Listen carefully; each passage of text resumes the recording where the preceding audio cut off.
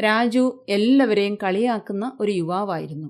അവനോട് ആരെന്ത് സംസാരിച്ചാലും അവരെ എതിർത്തു പറഞ്ഞ് കളിയാക്കി ഇതുപോലും അറിയത്തില്ലേ എന്നും പറഞ്ഞ് ചിരിക്കും.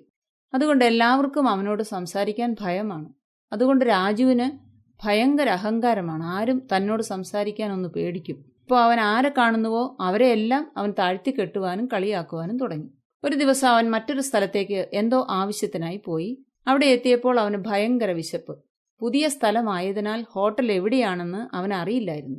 അപ്പോൾ അവൻ ഒരു ചെറിയ കുട്ടി അവിടെ നിൽക്കുന്നത് കണ്ടു. അവൻ ചോദിച്ചു, മോനെ, ആഹാരം എവിടെ കിട്ടും?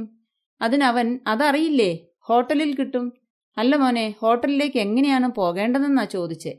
അതിനാ കുട്ടി, ആഹാ, നടന്നു തന്നെ വേണം പോകാൻ. അതല്ല മോനെ, എനിക്ക് ഭയങ്കര വിശപ്പ്, ഞാൻ എങ്ങനെയാണ് ഭക്ഷണം കഴിക്കുന്നത്?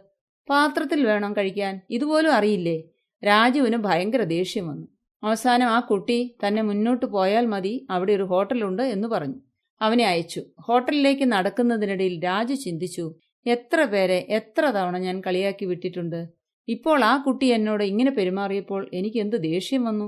ഇതുപോലെ മറ്റുള്ളവരെ ഞാൻ കളിയാക്കിയപ്പോൾ അവർക്കും എന്ത് ദേഷ്യം വന്നു കാണും. ഇനി മുതൽ ഞാൻ ആരെയും കളിയാക്കില്ല എന്ന് അവൻ മനസ്സിൽ ശപഥം ചെയ്തു. നമുക്കും പലപ്പോഴും മറ്റുള്ളവരെ കളിയാക്കുന്നതും അപമാനിക്കുന്നതും ഒരു രസമായി തോന്നാറില്ലേ? ജ്ഞാനികൾ പരിജ്ഞാനം അടക്കി വെക്കുന്നു, ഭോഷന്റെ വായോ അടുത്തിരിക്കുന്ന നാശമെന്ന് ദൈവത്തിന്റെ വചനം പറയുന്നു.